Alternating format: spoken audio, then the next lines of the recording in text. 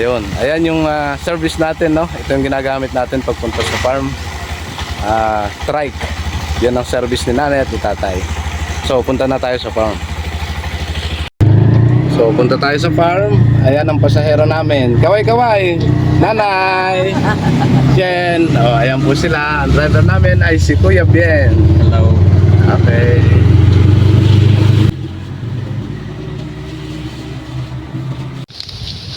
Pupunta po tayo sa farm ni nanay.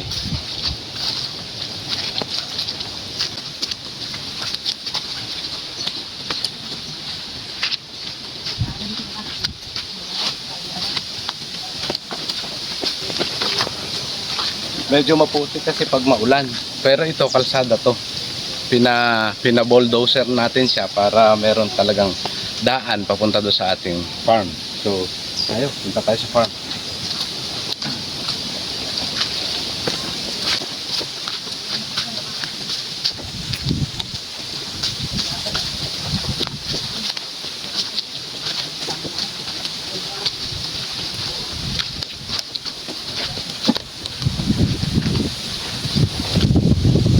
So malapit na tayo sa ating farm. So makikita natin yung baboyan na tsaka yung palayan nila, then yung manukan nila na mga native chicken. So yun lang, maraming salamat and happy farming sa atin lahat. So papunta tayo dito sa babuyan ni nanay, yung backyard na babuyan niya, para magtanggal nung ngipin daw nung kanyang mga biik. Kasi bagong anak yung kanyang biik.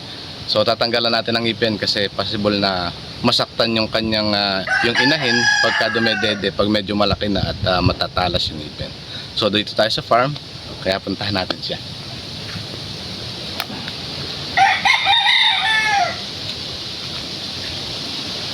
Ito yung kubo nila dito sa area ng kanilang farm. So napakaganda.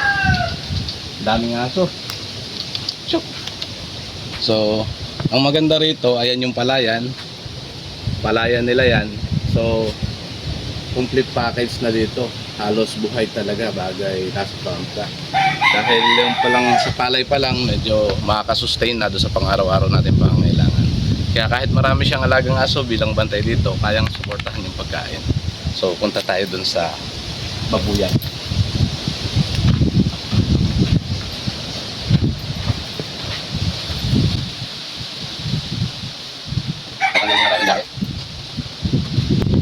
Nandito siya sa likuran.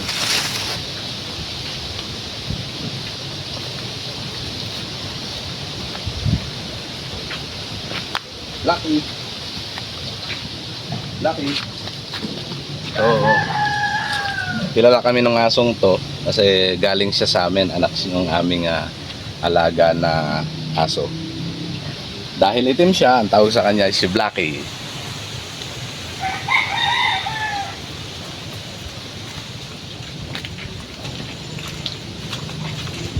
Ay, kahapon lang yan ay nanganak. Oh, kahapon daw nanganak yung ating baboy. So, tingnan natin. Ayan siya. So, malulusog yung ating mga biik. Kahapon lang siya inanak, pero tingnan nyo naman, medyo malulusog na siya, malalakas na. 2, 4, 6, 8, 9. Siyam yung biik ng ating baboy.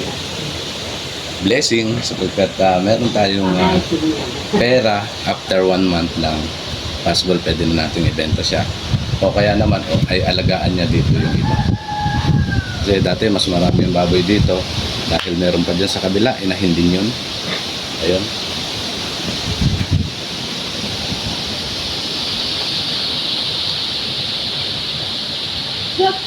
At ito yung importante, no? Ang isang mo importante, pag nag-aaway siya, binawalay na niya yung kanyang mga biik, dito yung nilalagay. So gumawa lang sila ng area na paglalagyan para kung sasakaling ihiwalay na yung mga biik, after 1 month, dito niya nilalagay. So yun lang yung kabuuan. Simple lang yung facilities niya pero talagang ganda ng production kasi kalimitan dalawa yung inahin niya, beef lang yung kanilang naging. So ayan pa, sinasabi nila, malapit tayo sa palayan. Happy farming, nagtatanggal po tayo ng ipin ng ating bagong anak na mga kulig. Mga beef siya ni nanay. So,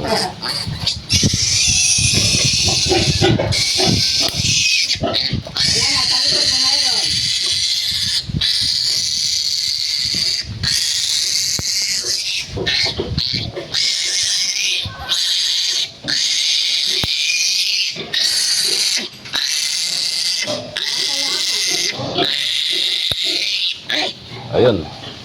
So, tinanggal natin siya ng ipin. Kasi kung sakasakaling hindi natin tatanggalan ng ipin, ang mangyayari sa kanya, masasaktan yung dede ng ating. So, ayan.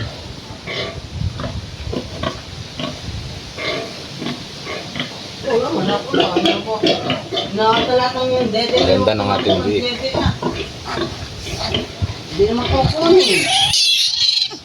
Dahil sila ay ala ako ya.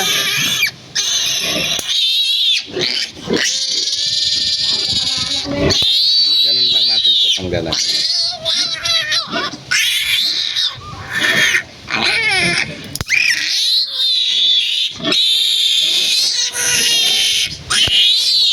Yan. So, tanggal na. Tanggal na yung ating ngipin. 4 yung tinatanggal natin. Isang ngipin nila.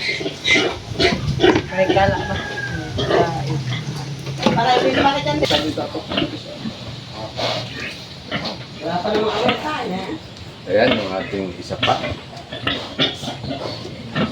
So, buntis pa lang siya. At meron na tayo dun sa kabila. Ayun.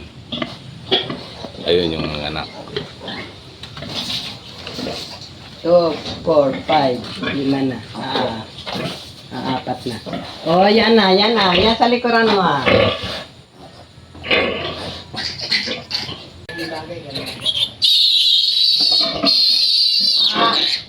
Nagabi lang siya ini anak. Kaya ngayon lang tayo magtatanggal ng ipin niya.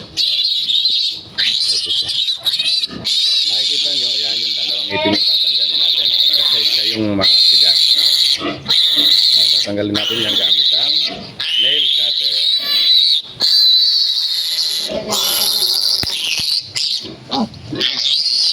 Kabila. Yan yung baba. Tanggalin na rin. Kabila din. Okay. Ayan.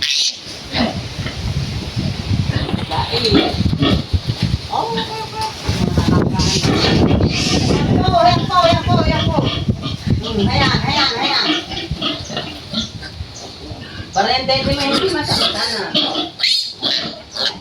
Dala na ko dito.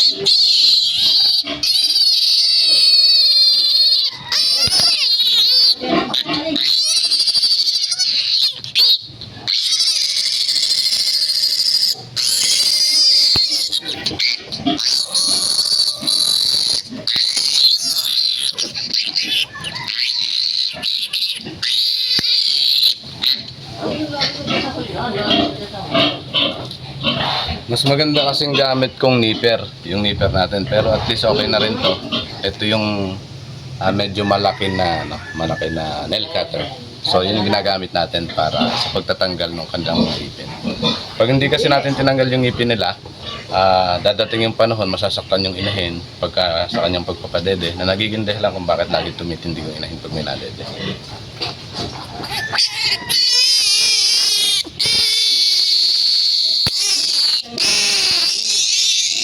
Yan, kabila, dalawa din.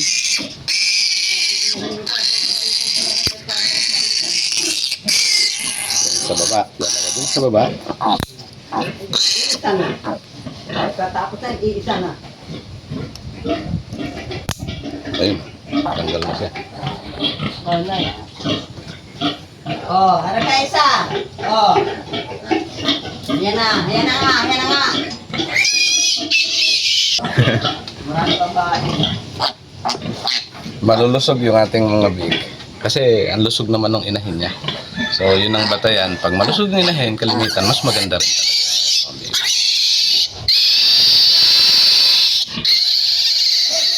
Meron siyang dalawang ngipin doon sa taas. Ayan. Ayan. Sa kabila. Sa kabila. Ayan sa kabilang kabila.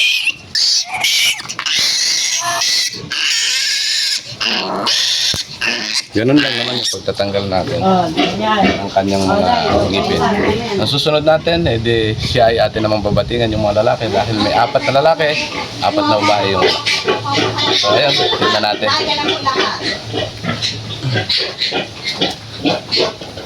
Nandiyan ang lahat, ayan. Oh, puro ko na. Kinakausap ni nanay yung kanyang baboy. Ayun, umabik niya. May sabong mali. Naroon ka ba? Hindi ka pala mag-inahin. Pagkuha mo lang doon. Medyo pa dito sa lola. Ayun sa lola.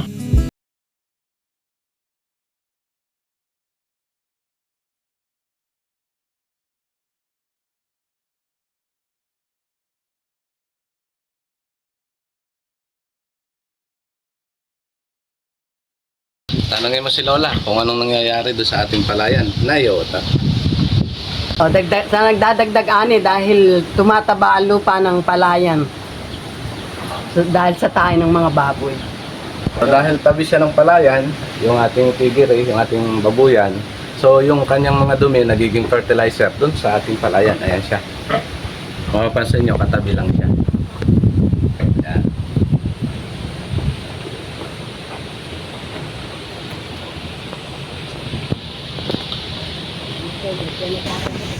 Ito lang. Ito lang yung babuyan niya. Ito. Tapos ayan yung palayan ni nanay. So ito dito nagmumula yung dumi ng kanilang baboy na ang nangyayari pumupunta dyan sa palayan. So yung sinabi ni nanay na nakakapagpaganda ng ani ng ating palayan, yung pagkakaroon ng babuyan na malapit dito sa kanyang palayan. So papakita ko lang sa inyo yung general appearance ng palayan natin. Ayan siya, paikot. Ayan. Medyo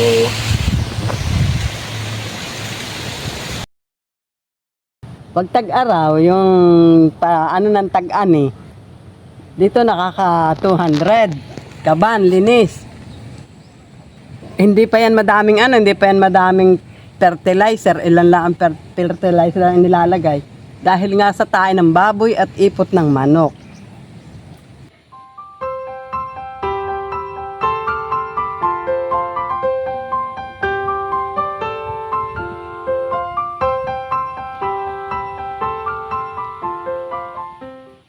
ayan yung mga manok ni nanay sa farm. So ganito karami yung manok, medyo dala lang siya ngayon kasi nung nakaraan pumunta yung apo ni nanay, pumuli ng mga manok, medyo natakot kasi ginagawang pansabong nila. Pero itong lahi ng manok natin, mistiso lang siya. Usually native siya. Pero ganyan karami, pagka panahon ng tag-ani, talagang dito sa palayan namin, sa palayan ni nanay, napakaraming manok na napunta para mangain dun sa farm, sa palayan. At ayan sila yung kaubuan. Makikita mo naman, marami pang hindi napunta kasi mga takot nga sila. So, dahil nadala, dahil kinuhuli nung nakaraang araw. So, kung pang-ulam-ulam lang din naman, marami tayong pang-ulam dito sa farm. So, yun lamang, maraming salamat and happy farming sa ating lahat.